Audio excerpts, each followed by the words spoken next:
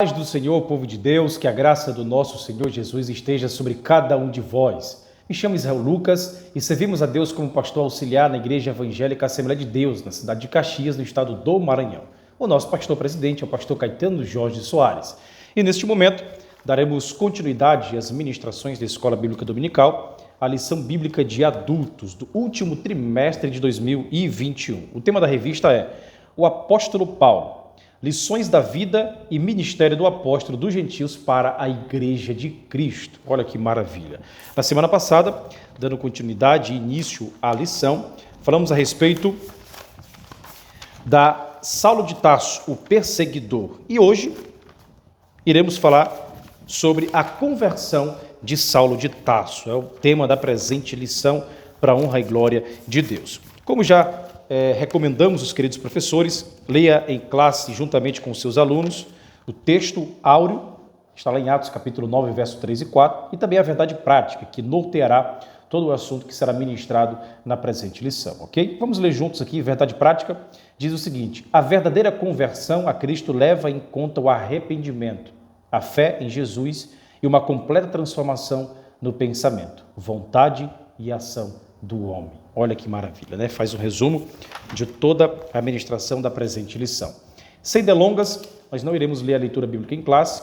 Recomendo que o querido professor leia junto com os alunos de forma alternada, já despertando o interesse deles para esse assunto tão importante. O texto está lá em Atos capítulo 9, verso 1 a 9, que é a narrativa onde nós exporemos nesta oportunidade a respeito da conversão de Saulo de Tarso, ok? Como os irmãos já conhecem a nossa didática, nós não iremos trazer os tópicos e subtópicos da forma como estão escritos na presente lição. O professor pode muito bem lê-los e, por si só, organizar a sua aula dentro da sua didática. Nós iremos trazer apenas um a mais, um plus, algo a mais que irá agregar na preparação da sua aula, ok? Então, iremos colocar os tópicos principais e trazer aquilo que achamos mais importante, salutar, para que o querido professor leve em sala de aula e ministre também na vida de seus alunos, ok?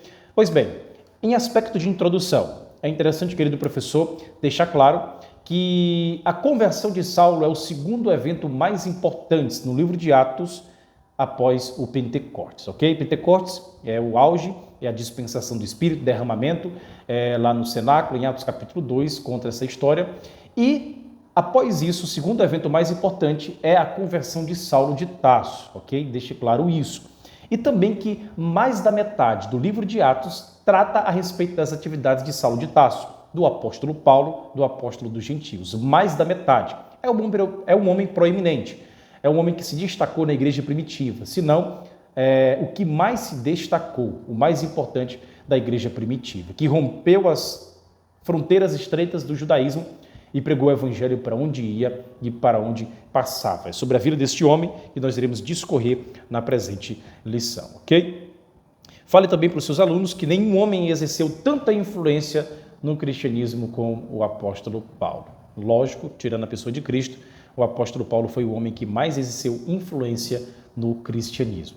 E Lucas ficou tão empolgado com a história do apóstolo Paulo que ele relata por três vezes esse episódio da sua conversão. Temos lá em Atos capítulo 9, o primeiro registro do livro, o segundo relato em Atos capítulo 22 e também em Atos capítulo 26, nos é relatado a história da conversão de Saulo de Tarso. Então, leia em sala de aula, veja as similaridades, veja as pequenas diferenças que não são divergências, porque nós não cremos que a palavra de Deus tenha errado nos seus relatos, pois ela é inspirada, é a própria palavra de Deus, inerrante e infalível.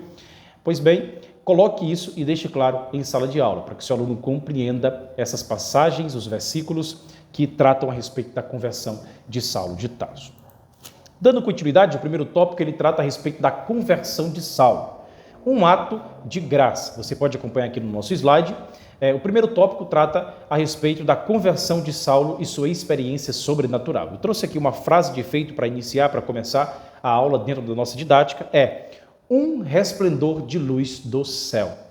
É a palavra-chave, as palavras-chave que traduzem esse subtópico a respeito da conversão de Saulo ser sobrenatural. Então, leia, é preferível que leia o texto de Atos, capítulo 26, verso 13, que é o que traz mais detalhes a respeito da conversão de Saulo. A palavra de Deus diz assim: ao meio-dia, Ó rei, vi no caminho uma luz do céu que excedia o esplendor do sol, cuja claridade me envolveu a mim e aos que iam comigo. Destaque isso. Uma luz do céu que excedia o esplendor do sol. Olha que maravilha. Então, deixe claro em classe que esse esplendor ele não se tratava do forte clarão que é emitido pela luz do sol. Não era porque o sol estava a pique, né, como dizem, ao meio-dia. Não foi delírio da mente de Paulo, não foi a sua mente que o enganou, não foi algo da sua própria ilação, da sua própria psique. Pelo contrário, foi algo advindo da parte do próprio Deus, por meio do seu Filho amado Jesus Cristo. Né? Greg Kinnear, no seu comentário histórico-cultural do Novo Testamento, ele comentando a respeito desse texto, ele fala que a Shekinah de Deus, a presença de Deus, envolveu Saulo de Tarso, fazendo com que este caísse em terra, caísse no chão. É interessante deixarmos claro esse aspecto da Shekinah, da glória, da presença de Deus, confrontando o jovem e orgulhoso Saulo de Tarso. E estudando sobre esse assunto, eu formatei uma frase bem interessante, você pode reproduzi-la, não tem problema, e ela diz o seguinte: quando a presença de Deus nos envolve, o que nos resta é apenas nos prostrar diante da sua grandeza. Olha que maravilha, né? Então, quando somos envolvidos pela glória, pela presença, pela Shekinah de Deus, o que nos resta é apenas nos prostrarmos, cairmos em chão. Não simplesmente como um ato de uma meninice ou de uma imaturidade espiritual. Não estou falando disso, mas estou falando no sentido de reverência, de dobrarmos o nosso joelho e perguntar: Senhor, fala comigo, estou a ouvidos para escutar a tua voz. É isso que é maravilhoso. Então, quando somos envolvidos, quando temos a nossa comunhão, Deus nos revela coisas impressionantes. É uma aplicação, você pode, aí dentro da sua variedade da aplicabilidade da palavra de Deus, trazer para o seu contexto, para a sua realidade, esse texto, ok? Mas a interpretação teológica é que não foi a luz solar e foi a glória, foi a presença de Deus que envolveu o apóstolo Saulo de Tarso quando ele estava indo para Damasco, ok? Esse é o primeiro ponto que você deve deixar claro. Agora, uma segunda curiosidade que eu trago para o querido professor: leve em sala de aula e pergunte para os seus alunos a respeito de qual era o transporte que Paulo estava usando, né? Como é comumente usado, muitos pregadores em púlpitos falam que ele caiu do cavalo, estava indo para Damasco, já perto de Damasco, caiu do cavalo porque viu um clarão vindo dos céus que o revestiu. Então, em nenhum texto dos 3 relatos de sua conversão e Atos dos Apóstolos nos é apresentado que Paulo estava a cavalo. Então, é um equívoco de muitos pregadores que, dentro de uma tradição ou apenas de uma reprodução, eles tendem a trazer algo que a Bíblia Sagrada não nos apresenta. Então, tome cuidado, explique para os seus alunos. Existe sim uma discussão de alguns teólogos a respeito de que se Paulo estava ou não a cavalo. Alguns argumentam que ele não estava porque ele era um fariseu tradicional e eles rejeitavam esse tipo de transporte animal, de tração animal. Então eles rejeitavam, ok? Era dessa forma que alguns comentaristas eles colocam. Então deixe claro isso para os seus alunos, para que eles percebam que na história não nos é apresentado nenhum cavalo. Provavelmente Paulo estava de pé, juntamente com a sua comitiva, e estava próximo de Damasco quando foi envolvido por esse forte clarão, por esse raio que, como vindo do céu, lançou o apóstolo em terra. Ok? É o primeiro ponto que se deve deixar claro. Segundo, a iniciativa de Cristo, né? A iniciativa de Jesus para transformar a mente de Saulo. Pois bem, Atos capítulo 9, verso 4 e 5 fala o seguinte: ele caiu por terra e ouviu uma voz que lhe dizia: Saulo, Saulo, por que me persegue? Saulo perguntou: quem és tu, Senhor? Ele respondeu: eu sou Jesus, a quem você persegue. Olha que maravilha, olha que diálogo, olha que confronto. Então, quando Saulo ele cai em terra, ele escuta a voz de Deus, ele escuta a voz do próprio Jesus Cristo. E essa voz o confronta e pergunta para ele: Saulo, Saulo, por que me persegues? E ao invés de Saulo responder, ele faz uma outra pergunta e foge da primeira pergunta. Ele, imaginando que era um anjo, outra qualquer coisa, um ser angelical, sobrenatural, ele pergunta: quem és tu, Senhor?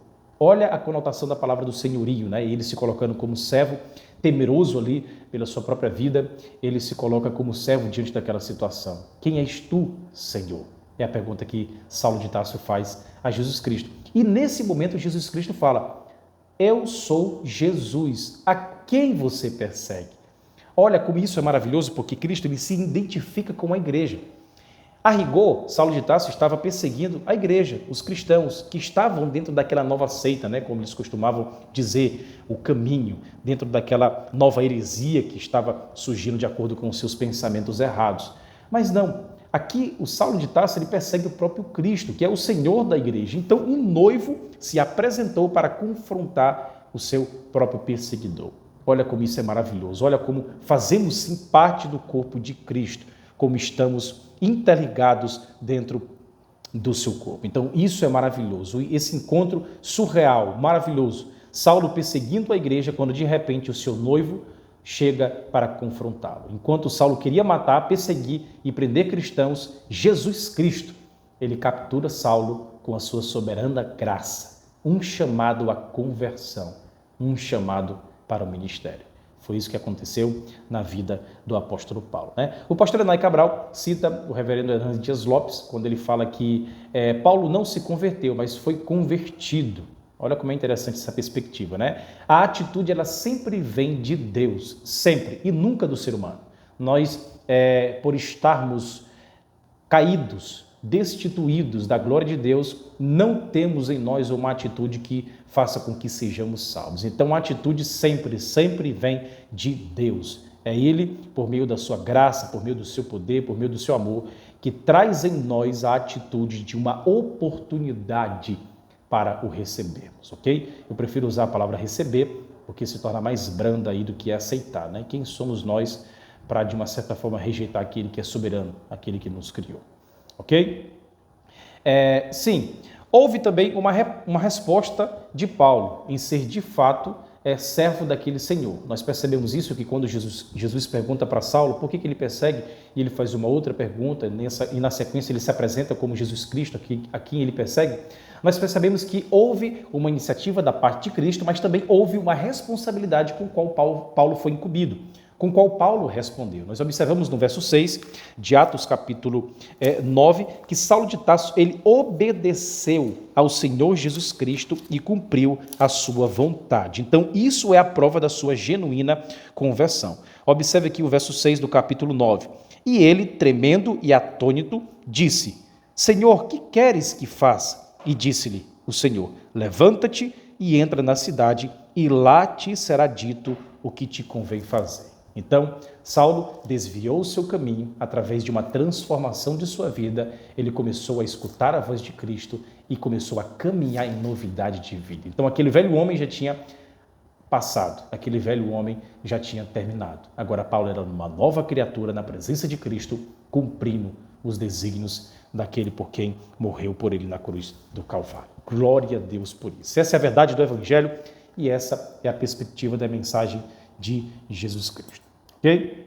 O terceiro ponto fala a respeito da graça salvadora, né? O subtópico trata a graça salvadora se manifestou a Saulo. Matthew Henry, ele fala o seguinte: ele diz que às vezes a graça de Deus opera nos pecadores quando eles estão fervorosamente empenhados em seus mais desesperados interesses pecaminosos. É o momento quando Deus entra na história de acordo com a sua vontade para mudar a realidade. E tudo isso para o nosso benefício e para a glória dele. Louvemos ao nome do Senhor por tudo que ele tem feito. John Stott, ele no seu comentário de Atos, ele fala o seguinte: a causa da conversão de Saulo foi a graça soberana de Deus. Mas a graça soberana é uma graça gradual e suave, gradualmente e sem violência. Jesus, ele picou a mente e a consciência de Saulo com os seus aguilhões. Então, ele se revelou através da luz e da voz, não para esmagá-lo, mas de um modo que Saulo pudesse responder livremente. Olha que maravilha, né? A graça divina, ela não atropela a personalidade humana. Pelo contrário, faz com que os seres humanos sejam verdadeiramente humanos. É o pecado que encarcera. A graça, ela nos liberta. Louvemos a Deus por isso. Repita isso em sala de aula. É o pecado que encarcera, mas a graça, ela nos liberta. É uma verdade que deve ser tida como absoluta em nosso coração. Então, resumindo esse tópico, o terceiro subtópico, trata basicamente do seguinte: a graça divina não foi uma imposição de Deus, deixe claro isso, mas uma demonstração de sua misericórdia para com o orgulhoso Saulo de Tarso. Por meio da graça preveniente de Deus, Saulo pôde, por seu livre arbítrio, fazer a escolha de reconhecer a Cristo na sua vida. Repetindo, por meio da graça preveniente de Deus, Saulo pôde, por seu livre arbítrio, fazer a escolha de reconhecer a Cristo na sua vida. Então, deixe claro isso, porque é a forma como a Igreja Evangélica Assembleia de Deus crê a respeito da mecânica da salvação, que é a graça preveniente, fazendo com que tenhamos a consciência e chegamos em um status de rejeitar ou receber a pessoa de Cristo como único e suficiente Salvador das nossas vidas. Então, essa oportunidade foi clara na vida de Saulo de Tarso. Foi claro na vida de Saulo de Tarso, ok? Deixe claro isso para os seus alunos. O segundo subtópico trata a respeito, você pode acompanhar aqui no nosso slide, Saulo e a doutrina bíblica da conversão. É nada mais do que uma exposição dessa palavrinha em grego que está aqui no slide, metanoel, ok? É o mi, o epsilon, o tau, o alfa, o ni, o ômicron, o epsilon e o ômega, ok? Metanoel é a pronúncia. Então vamos fazer uma breve explicação do significado desta palavra de acordo com a lição colocada pelo pastor Elenay Cabral. Primeiro, mudar de ideia, ou seja, arrepender-se. Mudar de ideia para melhor, emendar de coração com aversão aos pecados do passado. Olha que maravilha, né? Então significa arrepender-se, mudar de ideia para melhor, mudar de pensamento, dar a meia volta, é o sentido desta palavra metanoel. Deixe claro isso para os seus alunos em sala de aula. A palavra de Deus lá em Marcos capítulo 1, verso 15, ele fala o seguinte, palavras de Jesus Cristo, a primeira vez que é relatado nos evangelhos, lá em Marcos, Jesus Cristo falando. Ele fala o seguinte, o tempo está cumprido e o reino de Deus está próximo. Arrependei-vos, que é a palavra metanoel, e crede no Evangelho. Deem a meia volta, mudem a direção. Se estão em uma direção, retornem para fazer a vontade do próprio Deus. E creiam no Evangelho. É o Evangelion, né? A boa notícia de Jesus Cristo que veio libertar uma humanidade pecadora. Essa é a mensagem do Evangelho. Lá em Atos capítulo 3, verso 19, diz o seguinte, arrependei-vos, pois, e convertei-vos para que sejam apagados os vossos pecados e venham assim os tempos do refrigério pela presença do Senhor. Então, é a mesma palavra, com a sua variante, né? Dentro da variante no grego, arrependei-vos, que vem de metanoel. Então, é uma mudança, mude de direção, mude de ideia, mas uma ideia para melhor e não para pior, ok? Então, mude de ideia, pois, e se converta, para que sejam apagados os vossos pecados. Então, basicamente, esse é o entendimento desta palavra metanoel. Agora, o que significa a palavra conversão, né? A conversão é uma parte do processo de salvação do pecador. É uma parte do processo de salvação do pecador. Nós entendemos que no momento em que o cristão, melhor dizendo, um ser humano, uma pessoa recebe a Cristo, ele é regenerado. A partir desse momento acontece um ato único, ele é justificado, inserido no corpo de Cristo, ok? O nome escrito no livro da vida, e a partir daí ele começa a crescer dentro da sua santificação progressiva, ok? Até aquele dia do Senhor, o grande dia do Senhor, que é quando ele retornará e raptará, tirará da terra, a trombeta soará e todos serão reunidos de todas as eras e teremos um encontro. E teremos um encontro com Cristo nos céus de glória, nas nuvens e nos ares, ok? Então, dentro da perspectiva bíblica, a palavra salvação, ela tem três tempos, ok? O primeiro deles você está sendo salvo do pecado, ok? Você está sendo salvo do pecado, uma salvação contínua que trata da santificação. Você foi salvo do pecado, fala do passado, é um ato só, a justificação. E você será salvo do pecado, ou seja, liberto do pecado. Ele não terá mais domínio sobre a tua vida, que é o último estágio, a glorificação. Então, deixe claro isso, justificação, santificação.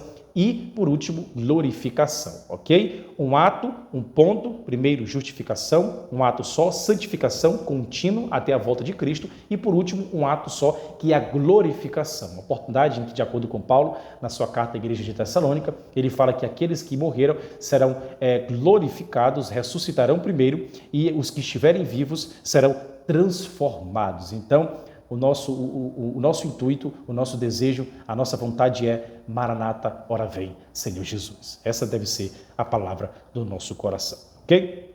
O segundo subtópico aqui do tópico 2 fala a respeito da conversão de Saulo. né, que promoveu uma transformação pessoal. O terceiro subtópico fala a respeito da conversão, que ela faz parte da doutrina bíblica da salvação, né? Eu trouxe aqui uma frase do reverendo Arival Dias Cassimiro. Ele fala o seguinte: a intervenção de Deus na hora certa, no momento exato, traz salvação, alegria, exultação e testemunho. Esse é verdadeiramente o cuidado de Deus. Olha que maravilha, né? Devemos glorificar Deus pelo cuidado que Ele tem tido com as nossas vidas, por tudo que Ele faz e continua fazendo por cada um de nós, né? Isso nos é demonstrado de forma clara na atitude submissa, como nós já havíamos comentado, lá que Paulo teve em Atos capítulo 9, verso 6, ok? A transformação de Saulo, ela é evidente, tendo em vista a atitude que tomou quando ele foi confrontado pelo próprio Cristo, né? Ele decidiu recebê-lo como único e suficiente Salvador e, dando continuidade à sua vontade, obedeceu a palavra de Cristo e cumpriu a sua palavra. Então foi dessa forma, até aquele encontro que ele teve com Ananias, ele estava desta forma cumprindo e continuou cumprindo a vontade de Deus em sua vida, ok? Então houve uma regeneração na vida de Saulo. Ele passou de Saulo perseguidor a Paulo perseguido. Um cão voraz passou a um cordeiro manso. Um destruidor de crente, ele se tornou um pescador de almas. Glória a Deus por isso. Então, quando você vê, olhar, perceber algum colega seu que está distante dos caminhos do Senhor, aquela pessoa que você acha que não tem jeito, aquela pessoa que esse nunca vai ser crente, nunca dá para ser crente, vamos deixar ele de mão, não desista. Não desista. Se esse próprio homem se transformou um dos homens mais proeminentes da igreja primitiva, que perseguia, maltratava, humilhava, fazia com que os cristãos blasfemassem, ele se tornou um dos maiores ganhadores de alma. Quem somos nós para julgar alguém e dizer que essa pessoa não pode receber a Cristo, né? Parece que queremos controlar a entrada de pessoas no céu, mas essa não é a nossa função. A nossa função é acreditar e pregar a palavra de Cristo para todos aqueles que estão dispostos a ouvir, ok? Faça isso que nós seremos e teremos alegria e regozijo em nossos corações, perfeito? Continuando a respeito dessa perspectiva, eu quero trazer para vocês outro pensamento, que é a parte mais devocional, né? A lição aqui é simples, trata dessa conversão.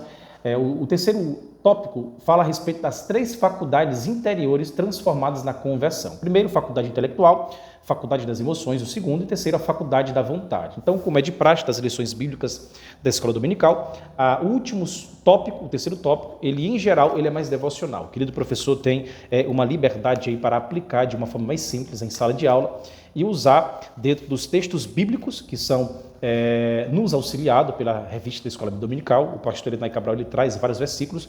Você pode usar esses versículos e fazer um devocional, ler algum comentário, estudar, ver o comentário da Bíblia que você tem de estudo e fazer um devocional em cima daquele texto. Por exemplo, o primeiro subtópico, faculdade intelectual, ele nos traz Romanos capítulo 3, verso 20. O segundo subtópico nos traz 2 Coríntios 7:10. E o terceiro subtópico traz Filipenses 4:8, 4:9. Então, o querido irmão tem essa liberdade para aplicar os textos e explicar cada passagem e trazer da melhor forma para os queridos alunos, ok? Conhecendo a sua realidade, conhecendo o contexto. Isso aí o querido professor tem uma certa liberdade dentro da aplicabilidade, ok? O nosso intuito nós interpretamos o texto, tem essa interpretação, né? E segundo, nós temos a aplicação, aplicamos o texto. Então, não pode vir primeiro a aplicação sem antes haver uma interpretação. Então, primeiro, esse é o passo, seguindo direitinho. Observe o texto, leia em várias versões, interprete o texto bíblico, entenda o que comentários falam a respeito desse texto. Se você dominar um pouco das línguas originais, leia também o significado de algumas palavras, a semântica daquela palavra, né, dentro da sua diacronia ao longo dos tempos, o significado naquele contexto. E por último, aplique, porque a palavra interpretada sem ser aplicada, ela não serve de nada. Essa é a verdade. Então, aplique o texto bíblico e traga a realidade dos seus alunos, ok? Então, os assembleanos, graças a Deus, nós somos expertos em aplicar o texto da palavra de Deus. Então, faça isso que o querido irmão terá sucesso naquilo que propor no seu coração. Faça isso, cada texto. Eu vou ler aqui apenas o tópico 3, o subtópico 3, para vocês perceberem como nós aplicamos de uma forma simples. O texto fala assim, Filipenses 4, verso 8.